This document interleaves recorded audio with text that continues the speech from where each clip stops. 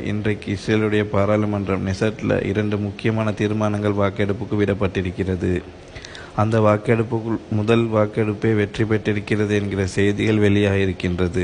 அதிலே முதலாவது வாக்கெடுப்புக்கு விடப்பட்ட தீர்மானம் அல் ஜசீரா இஸ்ரேலுக்குள் இயங்க முடியுமா முடியாதா என்பதுதான்.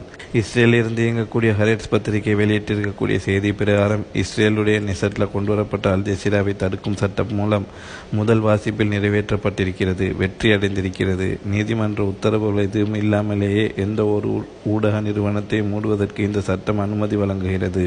இப்போ நெசட்டில் அவங்க கொண்டு வர எல்லா ரூலும் எப்படி இருக்குதுன்னா, நீதிமன்றத்துக்கு போக வேண்டிய அவசியமே கிடையாது, நினைச்சா அவங்க இழுத்து மூடலாம் என்கிற சட்டத்தை தான் கொண்டு வர்றாங்க.